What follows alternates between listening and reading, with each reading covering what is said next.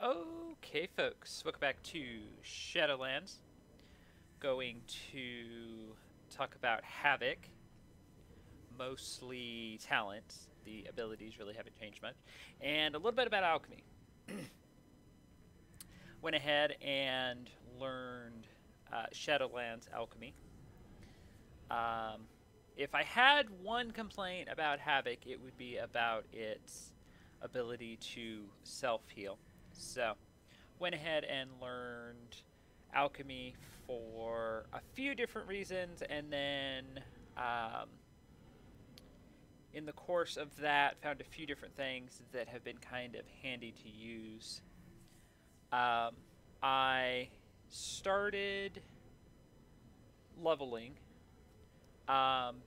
when the 9.1.5 patch came in with the mall skip. There were some characters that I wanted to play around on. However, I had resigned myself that I wasn't going to do anything until they put a mall skip in, since I've already done the mall intro about a half dozen times. And so I took my Demon Hunter through it just to see if it was like the other skips that have been in the game, and sure enough, it was. It just takes you straight to Orbos, where you can pick a Covenant. And then the same week that they put the Moss skip in with the patch was World Quest was the weekly event. So I went and did some World Quest. The anniversary event was also going on, so you got a nice little buff for experience. I did an aiding quest, one of the quests you get when you aid one of the zones in Shadowlands. Usually can get a pretty good weapon if you need one from those. Those scale nicely as you're leveling. I attempted to do Korak's Revenge. The games I joined were not the best. It was usually at the end of the game and whatnot, so I never actually got to play a full game all the way through. But I did try to play the games I was in. So I did a little bit of PvP. There was another time walking event in there somewhere. And yeah, I think that was about it. So I've done a little bit of everything. I started out as Vengeance. I've probably played Vengeance more than I have Havoc. And then I kind of kept going back and forth, and then eventually just kind of settled on Havoc. So this is probably the most I've played it.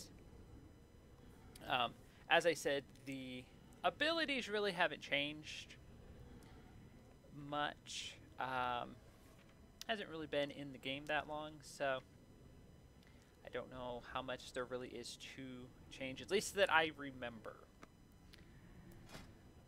So in the past, I've tried to do one of two things with Havoc. I've either tried to build it around Fail Rush, Vengeful Retreats, which are your big movement abilities. These were touted quite heavily during the introduction of Demon Hunter at BlizzCon and leading up to it during the pre-patch. I have played Demon Hunter since the pre-patch of Legion, when you could unlock them early if you had pre-purchased the expansion. Or I tried to build it around I-Beam. And those had, I'll say, a mixed success, depending at that point. Remembering that we've went through a level squish, so much higher levels, little niche builds and things didn't work as well as they might work now, with all the levels and stats and everything being lower. So this time around, I kind of built everything around Blade Dance, and by proxy of that, more using your basic abilities like Chaos Strike and Demon's Bite. So I played with the talents quite a bit. Talents really haven't changed from what I can tell. They're all more or less the ones I remember. If there is one or two that are new, they didn't stand out to me, so I apologize. So, Demonic Appetite. Chaos Strike has a chance to spawn a lesser soul fragment, consuming. Any soul fragment grants 30 fury. So soul fragments, of course, are how you heal shattered souls, same as with Vengeance. However, unlike Vengeance, you don't have a way to summon them to you, as you do with the one ability that my mind is blanking. Is this there? No. Soul Cleave. There we go. With Soul Cleave. How could I forget that? Which, for purposes of discussion, works similar to how a Death Strike works for Death Knights. So, you summon Soul Fragments, you use Soul Cleave, it draws them closer to you and heals you. For some reason, Havoc does not have an ability that works with Soul Fragments. So, it really weakens them. You have to move around near them to use them, to consume them. So that was kind of where Alchemy came in, was having a potion, having potions, a little bit of extra healing when you need it, is not a terrible thing.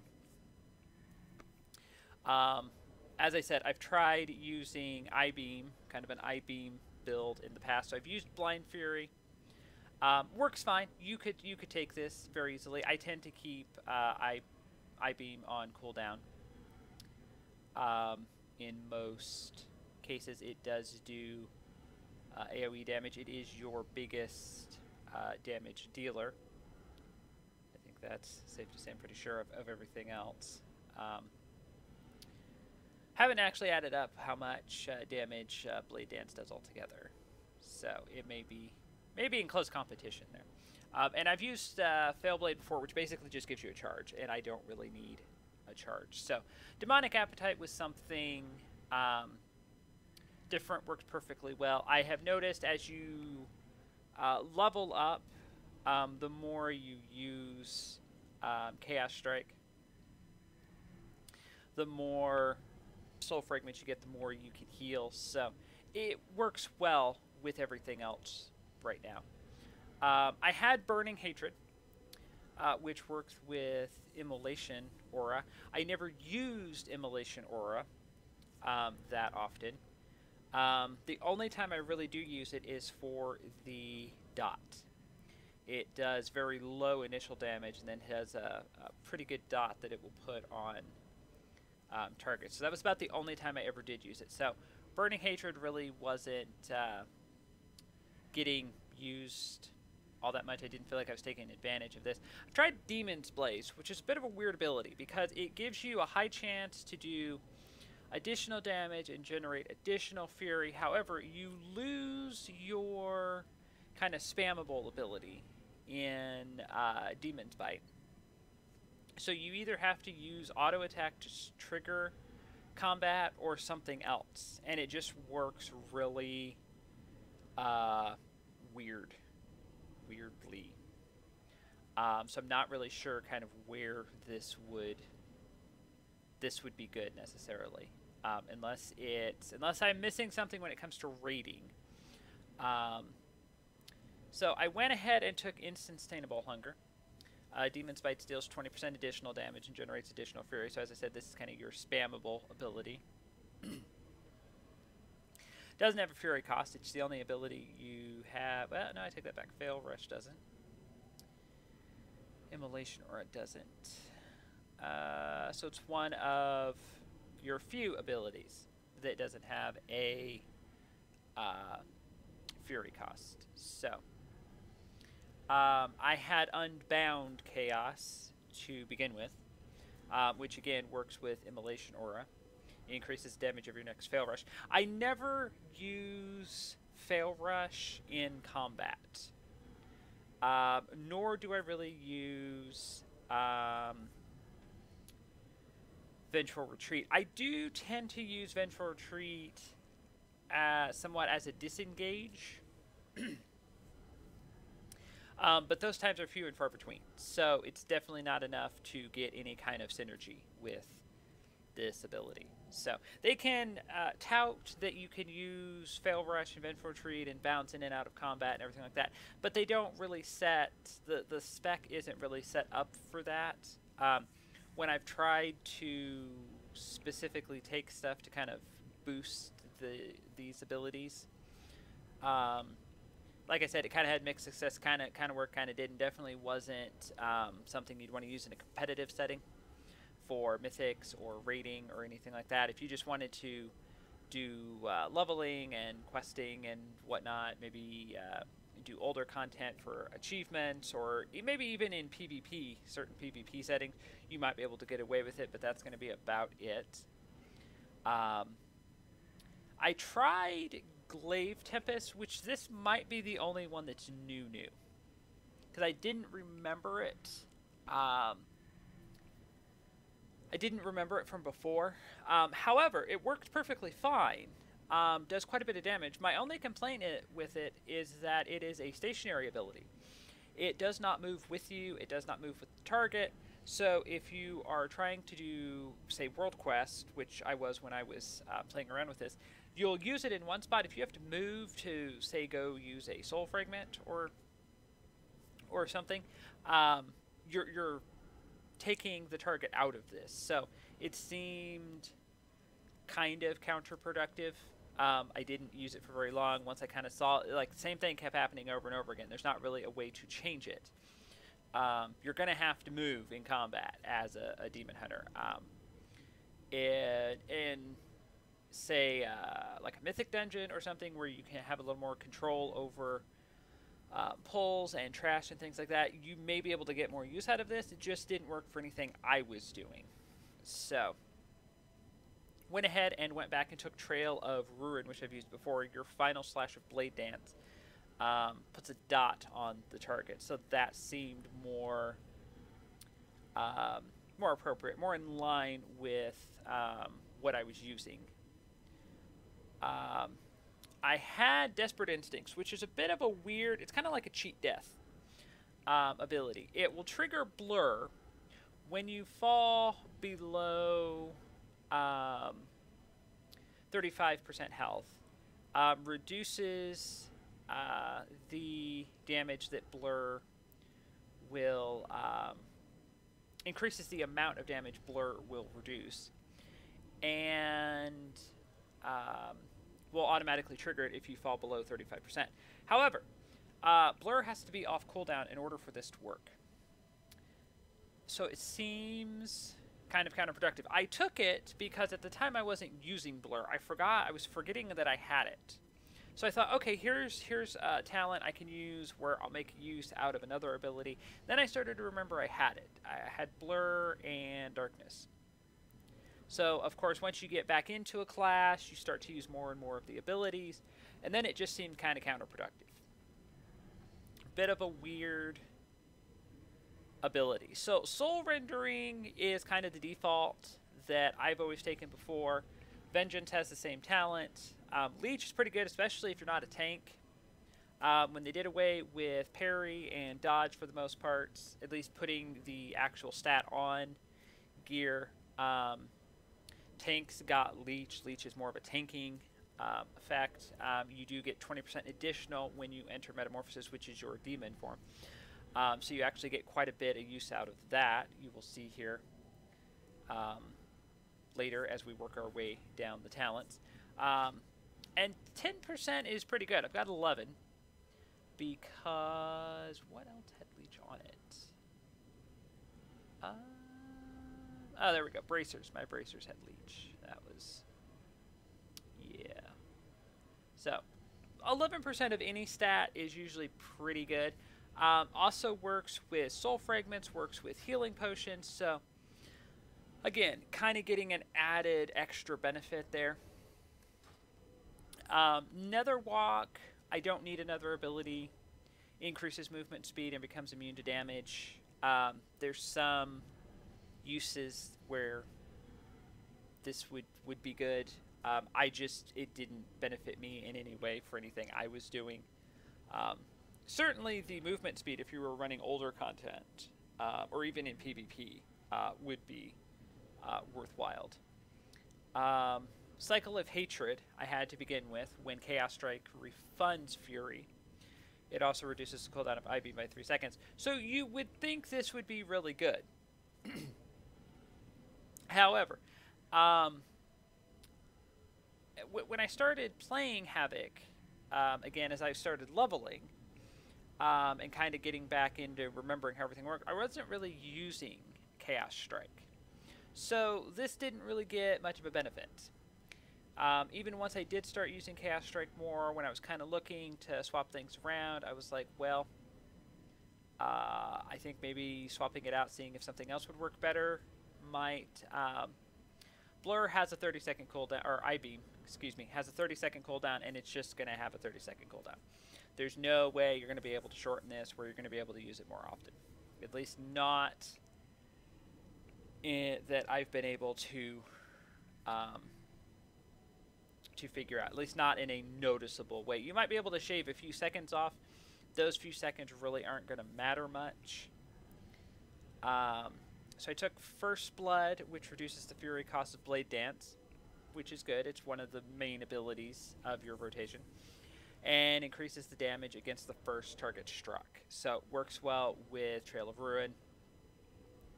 Bit of a default ability. You'll see a lot of Demon Hunters take this.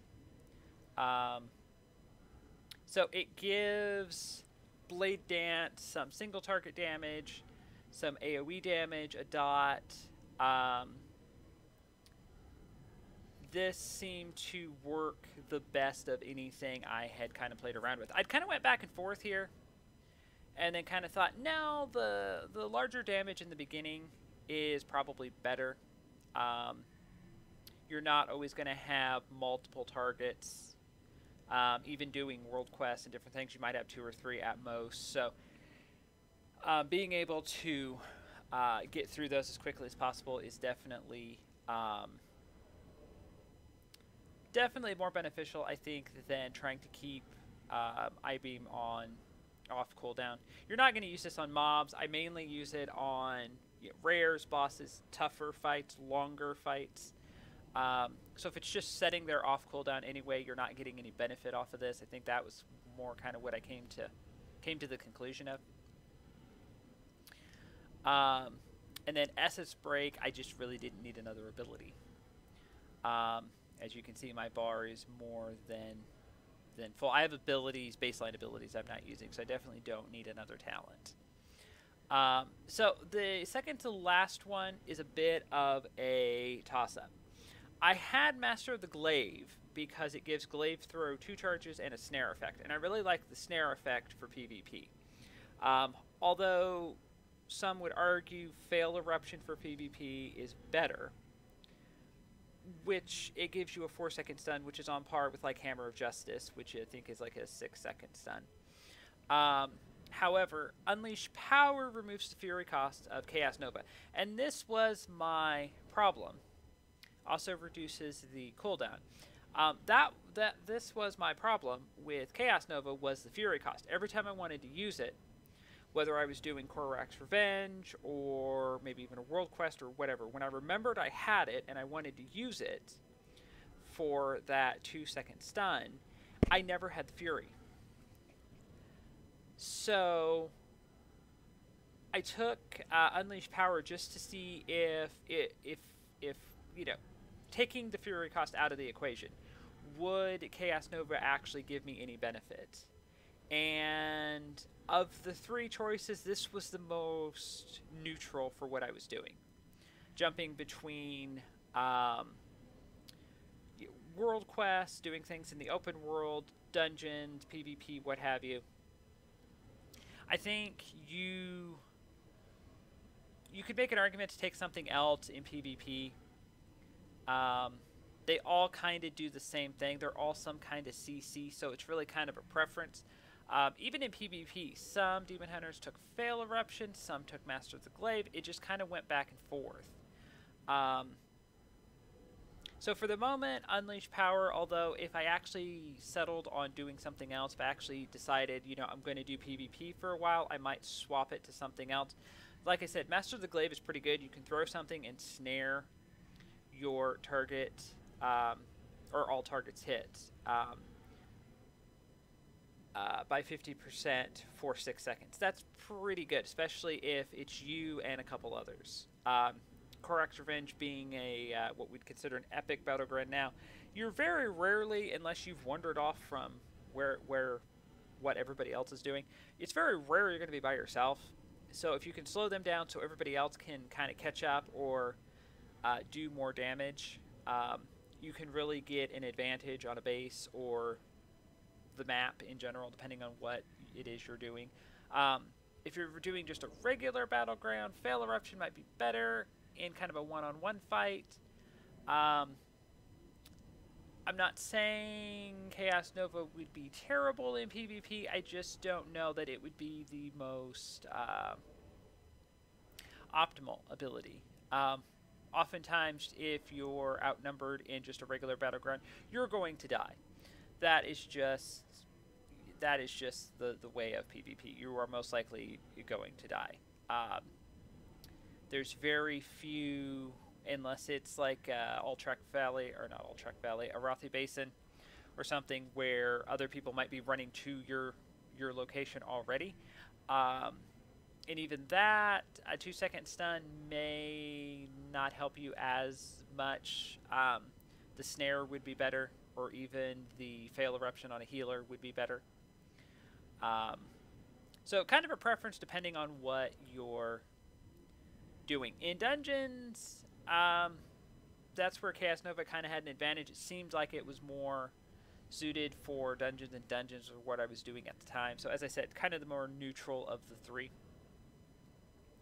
And then finally, Demonic was what I started out with. I-Beam causes you to enter Demon Form for 6 seconds after it finishes dealing damage, which is pretty good. Demon Form changes Chaos Strike and Blade Dance to more powerful abilities. However, I wasn't sure. I started using Metamorphosis a few different times. And it lasts for 30 seconds, which is ridiculous for it being your biggest cooldown. 30 seconds is quite a long time. So when you have those improved abilities for that long, you think, well, is 6 seconds really benefiting me that much? So I swapped it out for Momentum, which I've used before. Fail Rush increases your damage done by 15%, and Vengeful Retreat's cooldown is reduced and generates additional Fury if it hits at least one enemy. So I thought, well, maybe I can get more of a benefit from Vengeful Retreat. Fail Rush I don't really use all that much in combat, if at all. If it hits at least one enemy part really kind of got to me, and I kept trying to see how accurate that was, and this just does not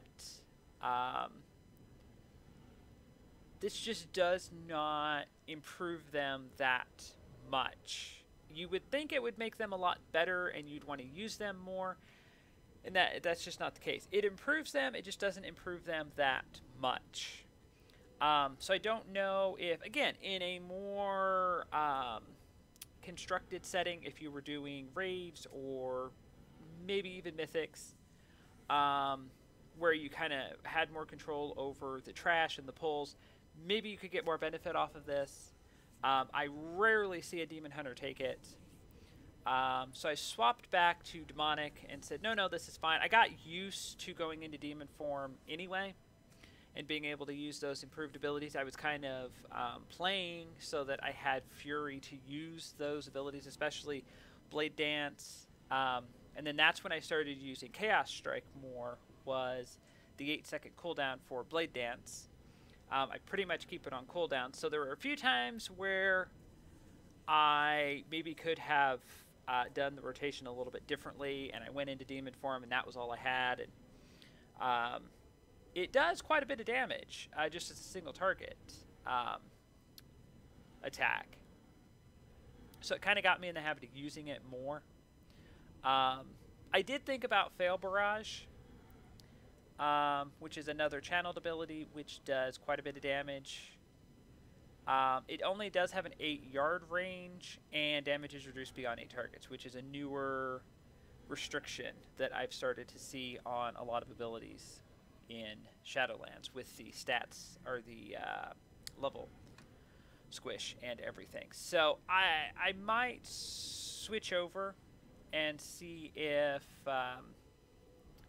there's a way to use this kind of when I-Beam is on cooldown. I-Beam has a 30-second cooldown. Fail Barrage has a minute. I just kind of went back with what I knew, with what I was comfortable with. This worked perfectly fine. I was just swapping it out to see if there was any other way I could get synergy from anything else. Momentum definitely isn't it. Again, I kind of have enough abilities. I don't need anything else. I don't know that this damage would be any more than what I get from Demonic. I don't know. I might just need to play around more and tweak my rotation a little bit. As I said, there's things like Immolation Aura that I wasn't using, and then I kind of realized, oh wait, it has a dot that it will do. It will put a dot. You know, it's an AOE ability by default anyway, and it will put a dot on those targets. As for my PvP talent, these are just what I had. Isolated Prey, Reverse Magic, and Rain from Above. I haven't actually done a lot of PvP. Like I said, I tried to do Korok's Revenge. I think I looked them over again. I didn't really see anything different or that kind of stood out. So yeah, so that's kind of, this is the most efficient, at least for Shadowlands, that I've been able to come up with so far, with the exception of maybe Fail Barrage, which I may play around with more. Kind of got to level 60. I wasn't planning on necessarily leveling to 60. I just kind of started doing stuff and started leveling and got to 60, so I'm still not entirely sure what I'm going to do at 60. That's why I've been parked here at the world boss in the mall. As for Alchemy, so when I did the world quest, just to mention this, I did get a full set of blue gear. And then the only thing I got from the Legion time walking event, I did get weapons. I did some aiding quests for those.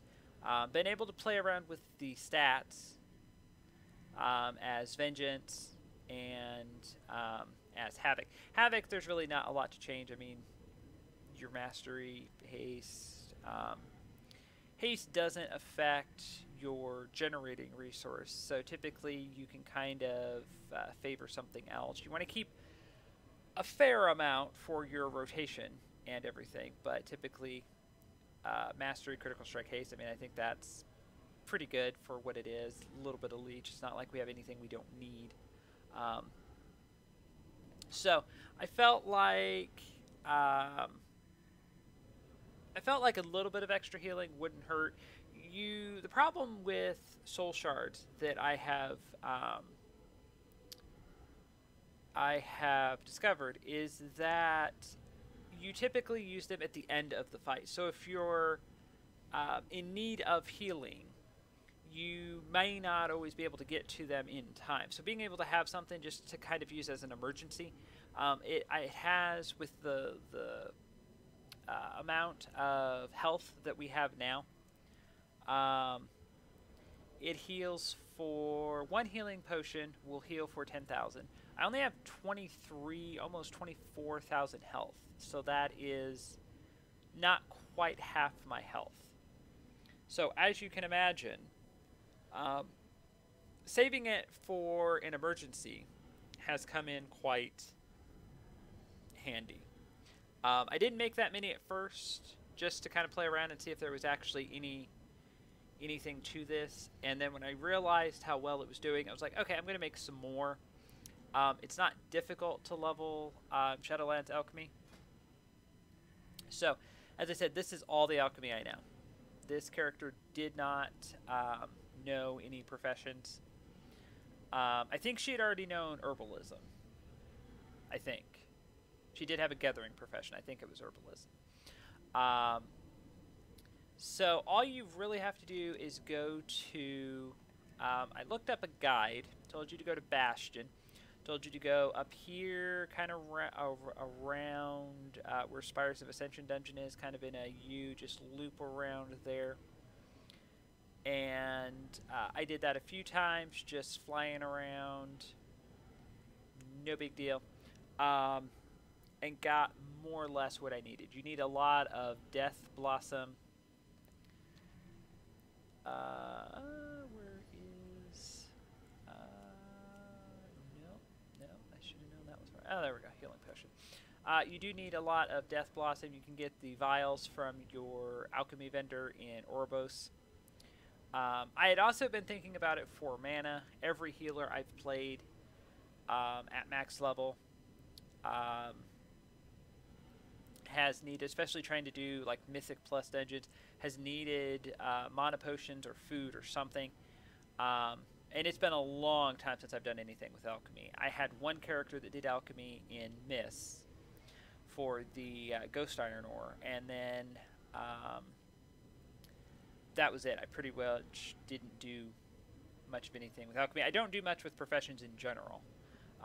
So I thought, well, another character could level alchemy. They used to have specialties. I don't know if they still do. Some were good with flasks, some were good with potions.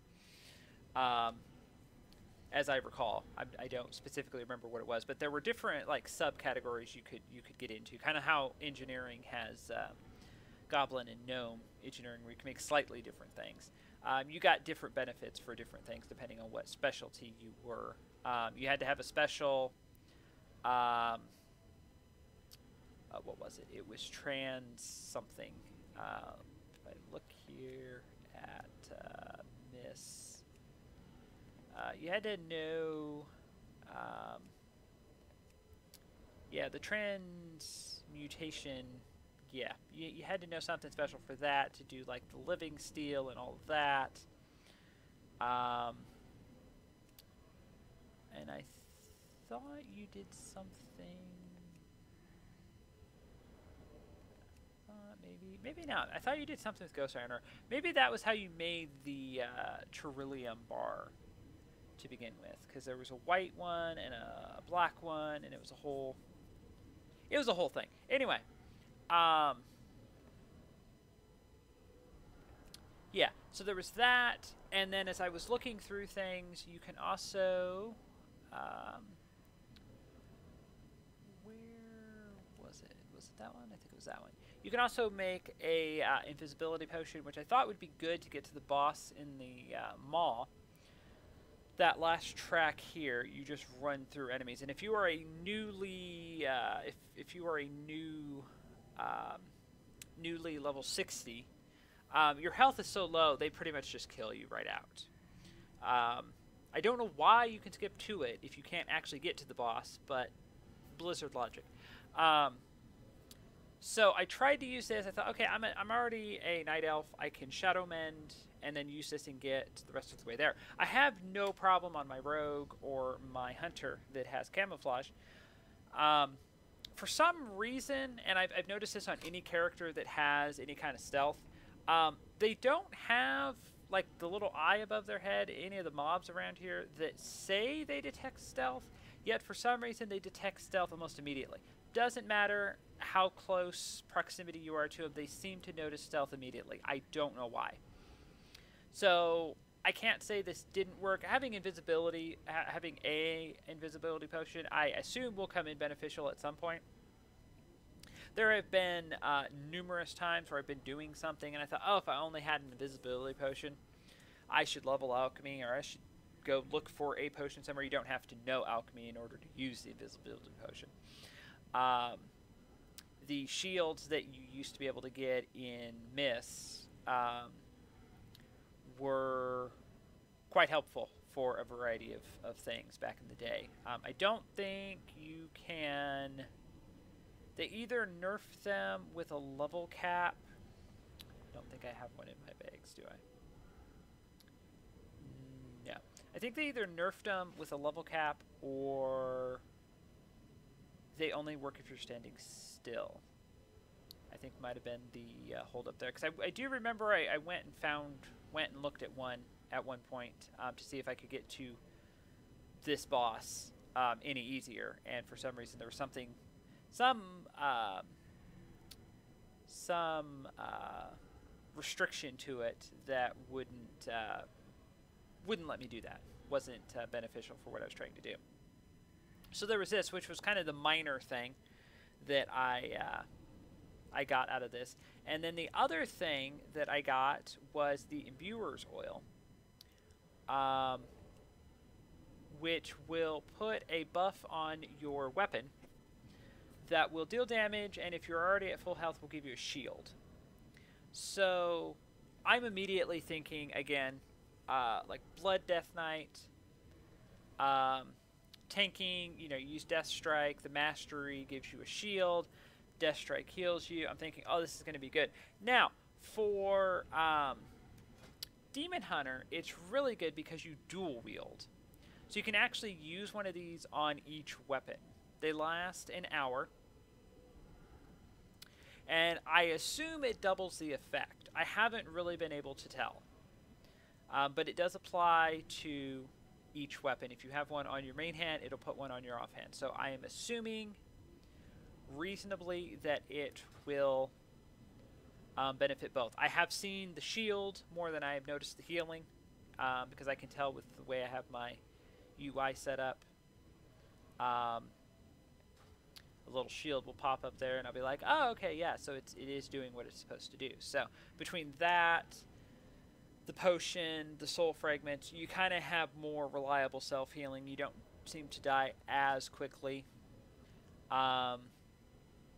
There wasn't really much of anything else I wanted necessarily. I'm Shadowlands Alchemy 40 of 175, so not too bad. If you don't mind taking a little bit of time to farm Death Bloom, which you might as well farm it. It's super easy to get. You'll get Death Bloom, and then there's like 2 others that... no! There we go. Hit the wrong thing. We're fine. There is like 2 others. I was going to see. Yeah. Rising Glory. And... what was the other one? Yeah, and then of course you can make a Rejuvenation Potion, which health and mana. So, and then what was the? There was one more. Let me look here.